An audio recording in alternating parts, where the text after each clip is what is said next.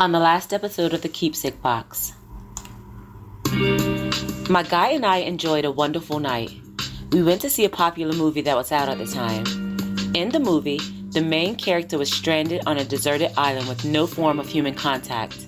The water reminded me of Ron's spot in the woods, and that irritated me. I hated the water, and I hated that movie. Present day, I still hate that movie.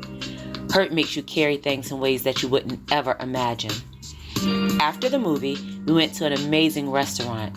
We ended the night by going to a 5-star hotel and having 5-star sex. My guy wasn't handsome. Well, not by my usual standards, but he was good to me, and I was a sucker for that. Dealing with Ken had given me a very narrow perspective on relationships, but my new guy was completely different. He showed me a new side of life, a good side. The next morning, we ordered room service and had breakfast in bed. We had sex a few times, then it was time for me to go home. If you're wondering, yes, I had started enjoying sex by that point. My new guy knew exactly what to do, and just as Sharon had told me years prior, sex was much better once I found out what I liked. My new guy showed me what I liked, and there was no going back after he figured it out for me. I remember the girl who couldn't understand why any woman would voluntarily have sex. Who would have known that I would become a person who felt incomplete without it? I enjoyed having sex with my new guy, but it was really more about him, just as it had been with Ken. My new guy was an animal. He could easily have had sex 3 or 4 times a day. It was a job, but it was my job. I didn't want to consider the alternative. I was aware what happened when a woman wasn't on her job. I was acutely aware. We talked on the way home, and I thought about how badly I wanted to take a nap. I was extremely tired. Antonio had worn me out. Yeah, Sharon's Antonio. Chapter 2. It Wasn't a Choice. Narrated by Shandora Warren. Music by Epidemic Sound.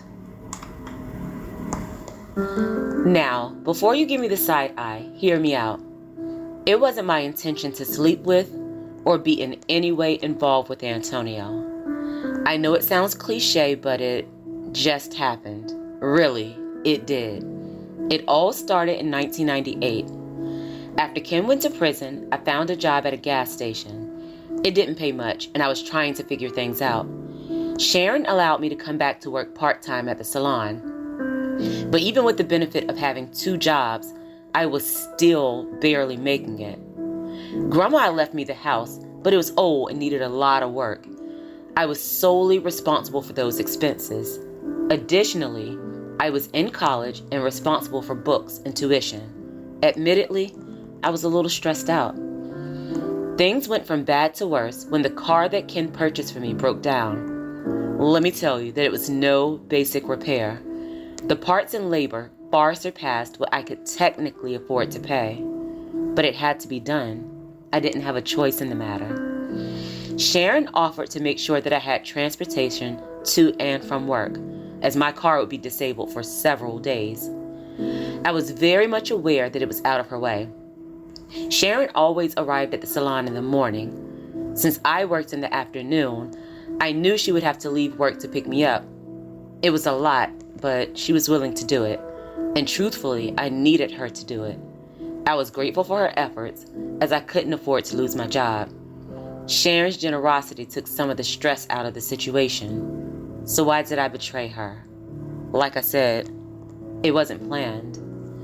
On the first day, Sharon dropped me off at the gas station and headed back to the salon. I didn't stress about the details. I trusted Sharon to arrange for my transportation home as she said she would. When I reached the end of my shift, I expected to exit the gas station to find Sharon waiting outside for me. But 10 minutes before the end of my shift, Antonio came walking through the door. The familiar face. There was nothing special about our initial encounter. We spoke. It was generic and nondescript. I assumed that Antonio had come inside to retrieve me at Sharon's request. Sharon never liked to get out of her car, and it was certainly past her bedtime. But upon stepping outside, I realized that Sharon was nowhere in sight. Antonio told me that Sharon was tired and had asked him to pick me up instead. Antonio was a night owl, so it made sense that he would still be up at that time. But I didn't care either way. I was exhausted. I was just grateful that someone had arrived to take me home, regardless of who it was. Antonio and I chatted on the way home.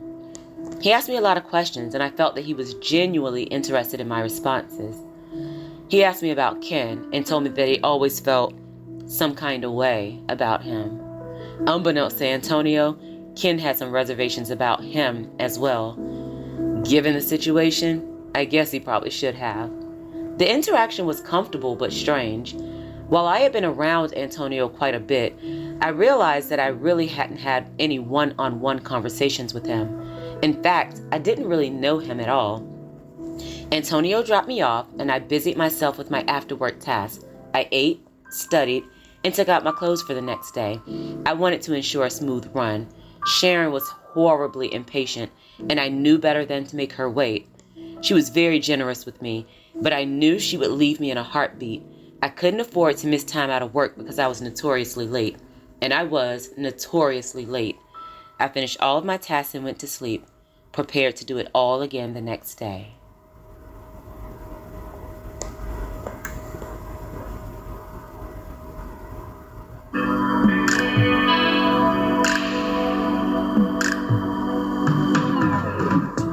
Day 2 started out just as day 1 had. Sharon dropped me off at the gas station and went back to the salon, but the night didn't end up quite like the one the night prior. Near the end of my shift, a woman walked into the gas station and asked if I was Shelonda. I told her that I was. I wondered what business she could possibly have had with me, as I hadn't ever seen her prior to that night. The woman was very pretty. She was tall, slim, and very nicely dressed. Her perfume was expensive, and she wore lots of beautiful jewelry.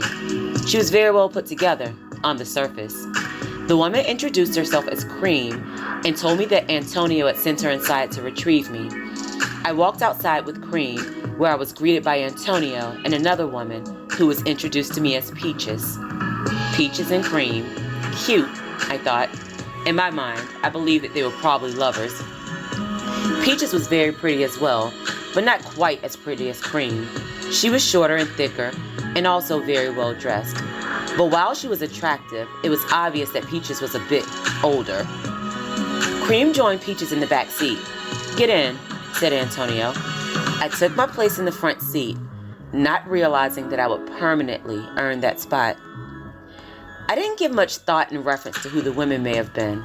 Antonio always had a lot of people around him, as he was very popular. Besides, they could easily have been other friends of Sharon's who also happened to have needed a ride. That wouldn't have been far-fetched.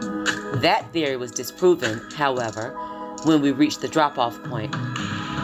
We pulled into an apartment complex in town. Cream exited first. She walked over to Antonio's window and gave him a kiss. It wasn't a sensual kiss. It was a lip peck at most, but it was enough to make me feel uncomfortable about the nature of their relationship. It was obvious that they were more than friends. Although uncomfortable, I said nothing. To be honest, I didn't know what I should say. After dropping Cream off, Antonio drove around to the other side of the apartment complex. Peaches exited. While she didn't kiss Antonio on the lips, she did kiss him on the cheek. She told Antonio that she loved him, and he told her that he loved her as well. I was shocked. Not only was Antonio involved with those women, but he was audacious enough to be affectionate towards them in my presence. He knew the type of relationship that I had with Sharon, but he obviously hadn't cared enough to hide his indiscretions. I was steamed. I didn't confront Antonio, but I knew I would tell Sharon. I owed it to her as her friend. Additionally, Sharon wasn't ever shy about telling me when she felt that something was working outside of my favor. I knew I had to tell her. The next day, I bombarded Sharon with the news the second I got into her car. I expected her to be angry, maybe even emotional. Sharon and Antonio had been together for a while. I expected that she would be upset at the very least, but Sharon wasn't upset. She laughed. She told me that I was a child and that I had no idea about the complexities of adult relationships. Basically, Sharon told me to mind my business. I was surprised by Sharon's reaction, and I was irritated by the way she spoke to me. Sharon obviously still perceived me as a child, and that bothered me. That being the case, I decided to allow Sharon to settle her own affairs. She insisted that I mind my business, and I did as I was told.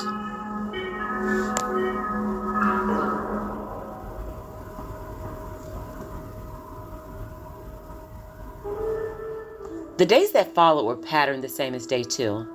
Sharon picked me up for work and headed back to the salon. Antonio picked me up at night with cream and peaches in tow. I chatted with the women on the rides home.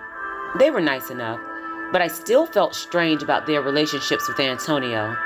But since Sharon was so insistent that I mind my business, I saw no need to take issue with the women. They were Sharon's problems. Friday rolled around, and it was finally time for me to retrieve my car from the mechanic. Antonio picked me up from my house that morning. He took me to pick up my check and to the bank to cash it. Yeah, I know what you're thinking. But back then, paper checks were the norm. Everything required more work in the 90s. We arrived at the maintenance garage, and the mechanic showed me that the repairs had been completed. We walked inside, and the mechanic walked behind the desk. That'll be $325, he said. $325, I exclaimed. But you told me the repairs would be $250. The mechanic retrieved my keys from the counter, ensuring that I couldn't run off without paying. Price is the price, he said. The tears immediately pooled into my eyes. I had a total of $378 to my name. I would be left with $53 out of my check with 2 more weeks before I would be receiving another. I knew that I would make money at the salon, but I wasn't ever assured of how much. The hair business was a bit unpredictable, and I didn't have the dedicated clientele that Sharon had. I knew that I would likely have to struggle for the 2 weeks that were to follow. But what could I do? I didn't have a choice. I started reaching into my purse to retrieve the money, but Antonio placed his hand on top of mine, a universal request to cease action. He reached into his pocket and handed the mechanic 4 crisp $100 bills. He snatched the keys from the mechanic's hand and motioned for me to follow him outside. Antonio walked me to my car. He opened the door and gestured for me to sit. I did as he requested. Antonio smiled and addressed me. People respect you differently when they know you got it. That's what he said to me. Antonio handed me the keys and I turned on the ignition. Unexpectedly, the sounds of Where Do Broken Hearts Go started blaring through the speakers, the result of me having listened to the tape on the last occasion that I had driven my car. Antonio laughed. Are you really listening to that? He asked. I certainly am, I exclaimed. This is my favorite song in the whole entire world. Antonio laughed, but complimented me on my taste in music. He said, You have an old soul, little girl. I like that. That was the first time that he addressed me as little girl. Antonio pulled out his wallet and passed me a business card. He smiled as he addressed me. Call me if you need anything. Anything. There was something about the way he repeated the word anything. It was like subliminal messaging, like he needed me to understand that he was accessible to me under any circumstances. Something about that appealed to me. After giving me his business card and making me understand that it wasn't a rote gesture on his behalf, Antonio handed me $200. Buy yourself something nice, he said. Right that moment, I felt that things were going to go further between us. I was impressed by the way that Antonio carried himself. I was also impressed by the way people responded to him. He was so self-assured and confident. I liked that about him. It wasn't specifically about the money, although the money didn't hurt. It was that feeling. It was the same feeling that I had when I saw Ken at my locker for the first time. Something pulled me towards him.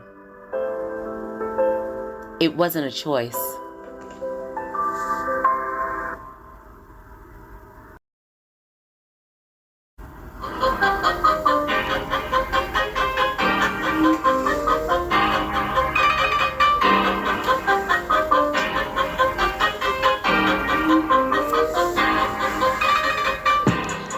Thank you so much for listening.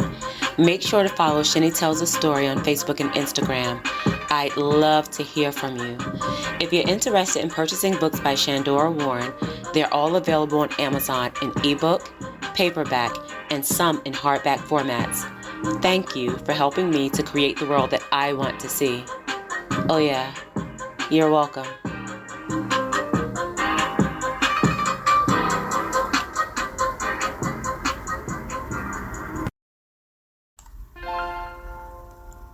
Shine, little girl.